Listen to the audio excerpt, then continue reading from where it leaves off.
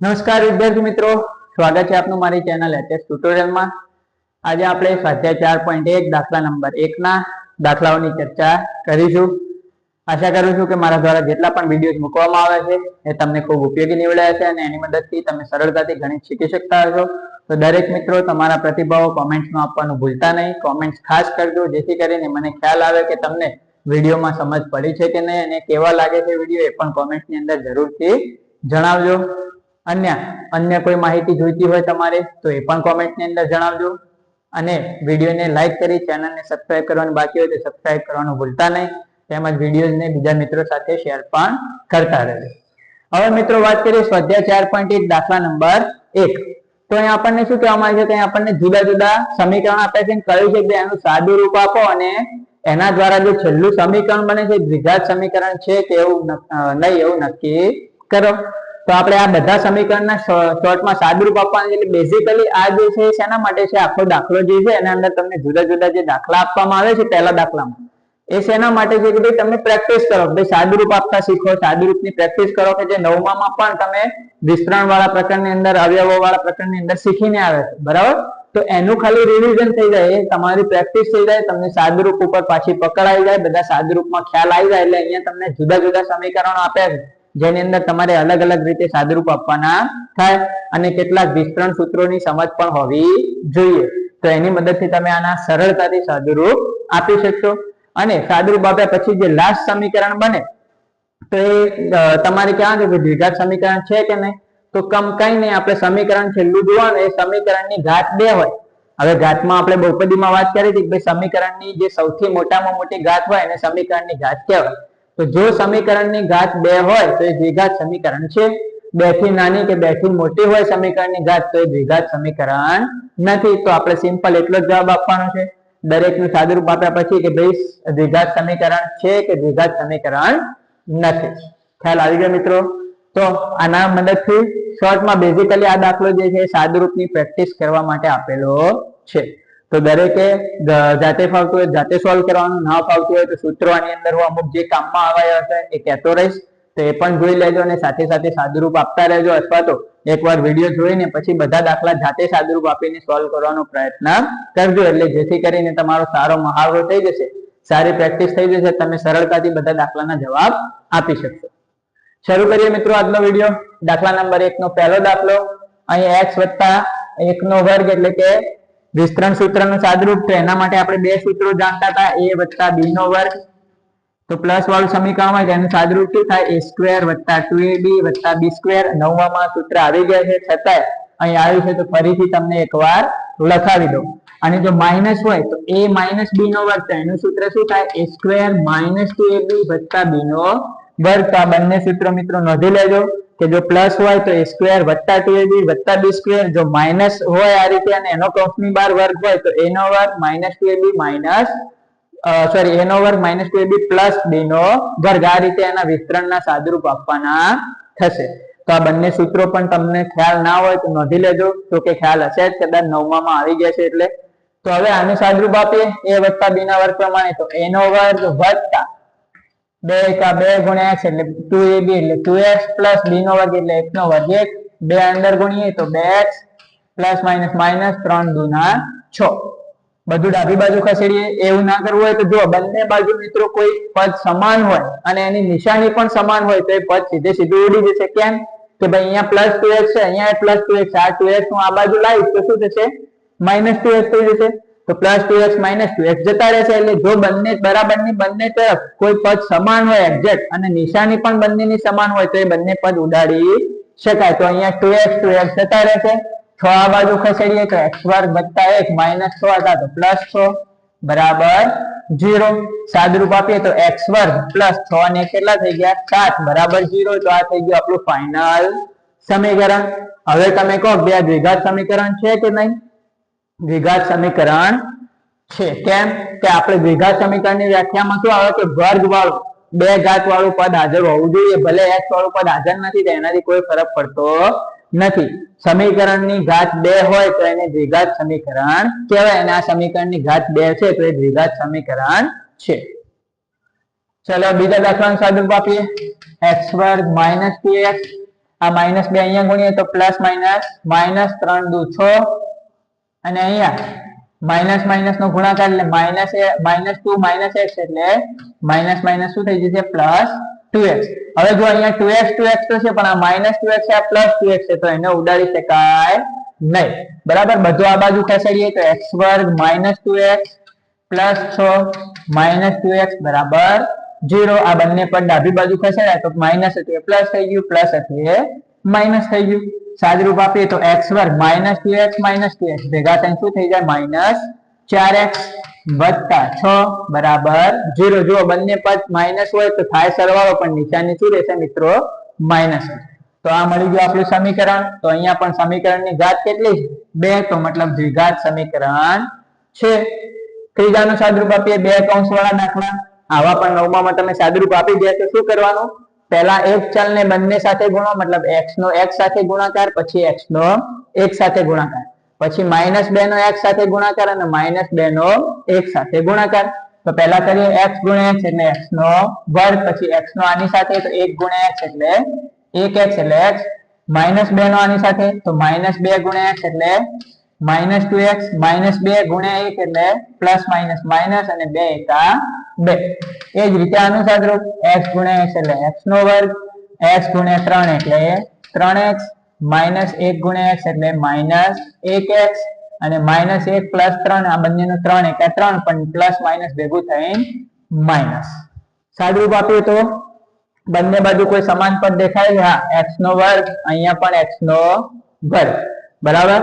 તો હવે બાકીનું જો સાદરૂપ આપવા જાઓ તો સાદરૂપ તો આપી શકાય એનો કોઈ વાંધો નથી, પણ અહીંયા જુઓ હવે બાકી જેટલા પણ પદો બચ્યા મિત્રો એની અંદર x ના વર્ગ વાળું કોઈ પદ હાજર નથી. મતલબ આનું તમે છેલ્લું સાદરૂપ આપતા આપતા કોઈ સમીકરણ બનાવશો તો એ સમીકરણમાં x ના વર્ગ વાળું પદ હાજર જ નહીં હોય અને x ના વર્ગ વાળું પદ હાજર ના રહે તો મતલબ એ દ્વિઘાત સમીકરણ કહેવાય નહીં. એટલે આ કિસ્સામાં આપણને દ્વિઘાત સમીકરણ મળશે નહીં.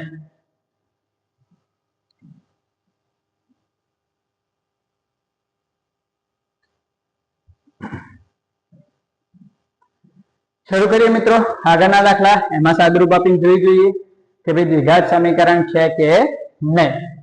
દાખલા નંબર 4 ફરીથી કૌંસ વાળો દાખલો. તો હવે તમને ખ્યાલ આવી ગયો છે કૌંસ વાળા દાખલાનું સાદરૂપ કઈ રીતે આપવું.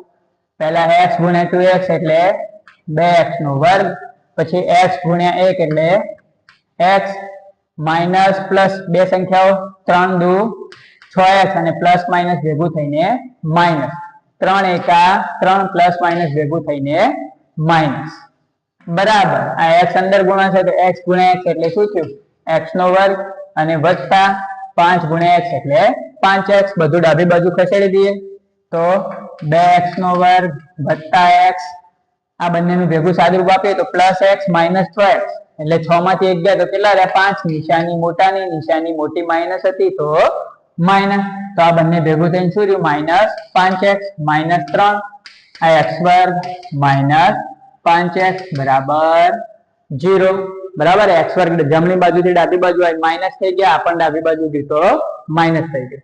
સાદરૂપ આપી દઈએ 2x² માંથી x નો વર્ગ ગયો તો બાકી રહ્યો x નો વર્ગ -5x -5x. આપણે કહ્યું હતું બંને માઇનસ સંખ્યાઓ હોય તો સરવાળો થાય પણ નિશાની માઇનસ રહેશે તો -10x અને એના સિવાય અચળ પદ -3 બરાબર 0. તો આ મળ્યું આપણું સમીકરણ.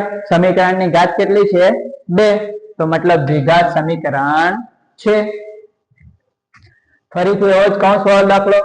કૌંસ વાળા સાદરૂપ વધારે આપે છે જેથી કરીને તમે એની વધુ સારી રીતે પ્રેક્ટિસ કરી શકો, કેમ કે ઘણા વિદ્યાર્થીઓને આની અંદર ભૂલ પડતી હોય છે. તો એનું સાદરૂપ કઈ રીતે આપવું એ ખાસ ધ્યાનથી સમજજો.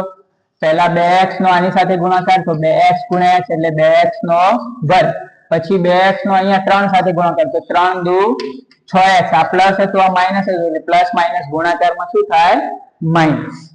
પછી 1 નો આની સાથે ગુણાકાર 1 ગુણ્યા x એટલે x પણ પ્લસ માઇનસ થઈને માઇનસ, 3 એકા 3 બંને માઇનસ હતી તો માઇનસ માઇનસ નો ગુણાકાર શું થઈ જાય પ્લસ. તો આ રીતે તમારે કૌંસનું સાદુરૂપ આપવાનું છે બરાબર.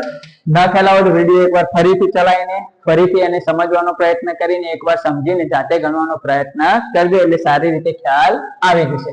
પછી x ગુણ્યા x એટલે x નો વર્ગ, x ગુણ્યા 1 એટલે x પ્લસ માઇનસ ભેગું થઈને માઇનસ, 5 ગુણ્યા x એટલે 5x, 5 ગુણ્યા 1 એટલે 5 પ્લસ અને માઇનસ નો ગુણાકાર એટલે માઇનસ.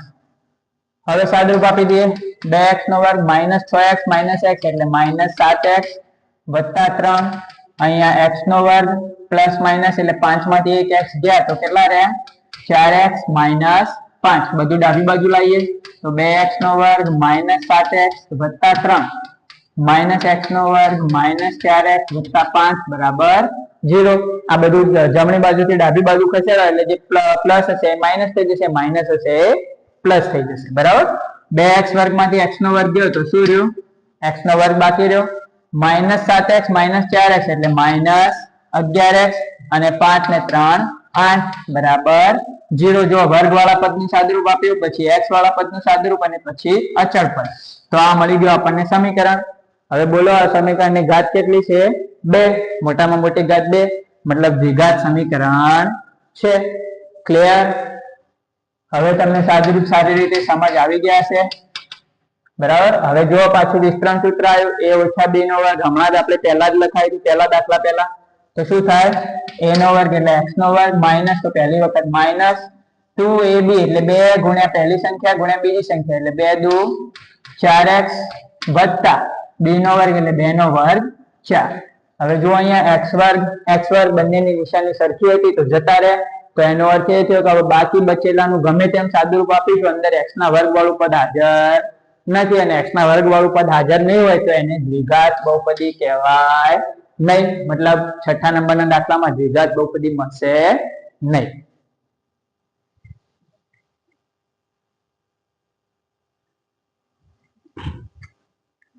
હવે જોઈએ મિત્રો આગળના દાખલા એટલે કે દાખલા નંબર 7 અને દાખલા નંબર 8. અહીં આપણને ઘન વાળા પદ આપ્યા છે a વત્તા b નો ઘન છે. આ દાખલામાં જુઓ તો a ઓછા b નો ઘન છે તો ઘન વાળા સૂત્રો પહેલા તો ખ્યાલ હોવા જોઈએ. જો તમને 9માં આવ્યા હતા ખ્યાલ હોય તો સારી બાબત છે, ન ખ્યાલ હોય તો નોંધી લેજો. a વત્તા b નો ઘન શું થાય a ઘન વત્તા b ઘન પ્લસ 3ab કૌંસમાં a પ્લસ b અને જો માઇનસ માં વાત કરીએ તો a ઓછા b નો ઘન નું સૂત્ર બનતું હોય તો થશે a નો ઘન માઇનસ b નો ઘન માઇનસ 3ab કૌંસમાં a માઇનસ b. તો આ ઘન માટેના જે વિસ્તરણ સૂત્રો છે એ નોંધી લેજો. x વત્તા y cos a વત્તા b cos ચલ કોઈ પણ વાપરી શકાય. ઘન વાળું સૂત્ર હોય તો a ઘન b ઘન વત્તા 3ab વત્તા a પ્લસ b બધી નિશાની પ્લસ. માઇનસ વાળું સૂત્ર હોય તો a ઘન માઇનસ b ઘન માઇનસ 3ab કૌંસમાં a માઇનસ b એટલે બધી નિશાની માઇનસ. આમ સૂત્રો સેમ જેવા તો આ સૂત્રો યાદ રાખી લેજો, તમારી નોટબુક ની અંદર નોંધી લેજો. હવે સૂત્ર પ્રમાણે સાદુરૂપ આપીએ તો a વત્તા b નો ઘન એટલે પહેલું a નો ઘન એટલે x નો ઘન વત્તા b નો ઘન એટલે 2 દુ 4 દુ 8 એટલે 2 નો ઘન પ્લસ 3ab એટલે 3 ગુણ્યા x ગુણ્યા 2 આ ab ગણવાના આપણે. બરાબર. અને કૌંસમાં a વત્તા b એટલે કૌંસમાં x વત્તા 2 બરાબર. આનું સાદુરૂપ આપીએ તો 2x અહીંયા અંદર ગુણીએ તો 2x ગુણ્યા x નો વર્ગ એટલે 2x નો ઘન આ બંને ગુણાશે એટલે અને 2x એક જોડે ગુણાય એટલે 2x પ્લસ માઇનસ ભેગું થઈને માઇનસ. સાદુરૂપ આપીએ x નો ઘન વત્તા 8 અહીંયા 3 દુ 6x કૌંસમાં x વત્તા 2 બરાબર 2x નો ઘન માઇનસ 2x. હજુ સાદુરૂપ આપીએ તો x નો ઘન વત્તા 8 આ 6x અંદર ગુણાય તો શું થાય 6x ગુણ્યા x એટલે 6x નો વર્ગ પ્લસ 6 દુના 12x બરાબર 2x નો ઘન માઇનસ 2x. બધા પદો ડાબી બાજુ લાવી દઈએ તો અહીંયા x નો ઘન પ્લસ 8 પ્લસ 6x નો વર્ગ પ્લસ 12x એટલું તો હતું જ. આ બાજુ આવશે તો પ્લસ હતું એ માઇનસ થઈ જશે અને માઇનસ હતું એ પ્લસ થઈ જશે બરાબર 0. હવે પહેલા ઘન વાળા પદનું સાદુરૂપ આપીએ. બરાબર. તો અહીંયા પ્લસ x નો ઘન છે અહીંયા માઇનસ 2x નો ઘન છે તો પ્લસ માઇનસ માઇનસ 2 માંથી 1 જોઈએ તો એક x નો ઘન બાકી રહેશે નિશાની મોટાની એટલે માઇનસ x નો ઘન. બરાબર. પછી વર્ગ વાળા પદમાં શું આવશે 6x નો વર્ગ x વાળા પદમાં 12 ને 2 14x અને અચળ પદમાં બાકી રહ્યા 8 બરાબર 0. તો આ પ્રમાણે સમીકરણ મળે છે. હવે આ સમીકરણની ઘાત કેટલી તો એની સૌથી મોટી ઘાત જુઓ કેટલી છે 3. મતલબ આ ત્રિઘાત સમીકરણ કે આ દ્વિઘાત સમીકરણ થતું નથી તો મતલબ આ દ્વિઘાત સમીકરણ નથી. તો આ રીતે સિમ્પલ વિસ્તરણ કરીને સાદુરૂપ આપવાનું પ્રેક્ટિસ કરવાની, જાતે પણ પહેલા એકવાર સમજી લેજો, પછી જાતે ગણવાનો પ્રયત્ન કરજો. આનું સાદુરૂપ આપીએ તો x નો ઘન 4x નો વર્ગ માઇનસ x પ્લસ 1. હવે જો a ઓછા b ના ઘન વાળું સૂત્ર આવ્યું તો એના સૂત્ર પ્રમાણે સાદુરૂપ આપીએ તો a નો ઘન એટલે કે x નો ઘન માઇનસ b નો ઘન એટલે 2 2 4 2 8 માઇનસ 3ab એટલે 3x અને 2 અને કૌંસમાં a ઓછા b એટલે x માઇનસ 2. x નો ઘન 4x નો વર્ગ માઇનસ x વત્તા 1, અહીંયા x નો ઘન માઇનસ 8, અહીંયા 3 દુના 6x, અહીંયા x માઇનસ 2, અહીંયા x નો ઘન માઇનસ 4x નો વર્ગ માઇનસ x પ્લસ 1, અહીંયા x ઘન માઇનસ 8, 6x અંદર ગુણાશે તો 6x ગુણ્યા x એટલે 6x નો વર્ગ પ્લસ માઇનસ ભેગું થઈને માઇનસ, પછી 6 દુના 12x માઇનસ માઇનસ ભેગું થઈને શું થઈ જાય પ્લસ. હવે સાદુરૂપ આપીએ તો બંને બાજુ કોઈ સરખી નિશાની વાળું પદ છે. હા, x નો ઘન પ્લસ x નો ઘન તો એ જતું રહ્યું, બાકીનું ડાબી બાજુ લાવો તો 4x નો વર્ગ માઇનસ x વત્તા 1, આ બધું ડાબી બાજુ ખસેડીએ તો માઇનસ 8 નું શું થાય પ્લસ 8, માઇનસ 6x ના વર્ગના થશે પ્લસ 6x નો વર્ગ અને પ્લસ 12x ના થશે માઇનસ 12x, એટલે કે જમણી બાજુથી ડાબી બાજુ ખસેડો એટલે નિશાની બદલાઈ જશે, પ્લસ હશે માઇનસ, માઇનસ હશે પ્લસ. હવે વર્ગ વાળા પદનું સાદુરૂપ આપીએ, સૌથી મોટું એ કે 6 માંથી 4 ગયા તો કેટલા રહ્યા 2x નો વર્ગ. પછી અચળ પદનું x વાળા પદનું સાદુરૂપ તો 12x અને x એટલે 13x, બંને માઇનસ એટલે થાય સરવાળો, નિશાની માઇનસ, અને 8 અને 1 9 બરાબર 0. તો આ મળ્યું આપણને સમીકરણ. હવે જુઓ સમીકરણની સૌથી મોટામાં મોટી ઘાત કેટલી 2, તો મતલબ દ્વિઘાત સમીકરણ છે. તો મિત્રો અહીંયા આપણે દાખલા નંબર 1 ની અંદર જુદા જુદા 8 દાખલા જોયા, બધામાં જુદા જુદા સાદુરૂપ આપણે આપ્યા, જુદા જુદા વિસ્તરણ સૂત્રનો ઉપયોગ કર્યો. તો તમે વિડીયોને ખ્યાલ આવી ગયો છે, તમને ન ખ્યાલ આવે તો ફરીથી એકવાર વિડીયો શાંતિથી ચલાવીને જોઈ લેજો, ન ખ્યાલ આવે તો 1-2 વખત સમજવાનો પ્રયત્ન કરજો, સાથે ગણતા રહેજો અને પછી જાતે ગણવાનો પ્રયત્ન કરજો, જેથી કરીને સાદુરૂપ પર તમારી સારી પકડ આવી જશે. એ સિવાય જે કામના સૂત્રો છે એ પણ તમને અહીંયા નોંધાવે છે, નોંધી લેજો, જેથી કરીને આગળ દાખલા ગણવામાં પણ કામ આવી શકે. આશા કરું છું કે આજનો આ વિડીયો તમને સારો લાગ્યો છે, તો તમારી લાઈક કરીને કોમેન્ટ્સ આપવાનું ભૂલતા નહીં, તેમજ વિડીયોઝને બીજા મિત્રો સાથે શેર પણ કરતા રહેજો અને ચેનલને સબસ્ક્રાઇબ કરવાનું બાકી હોય તો સબસ્ક્રાઇબ કરી લેજો. ફરી મળીશું નવા વિડીયોમાં નવા ટોપિક સાથે, ત્યાં સુધી જય હિન્દ, જય ભારત.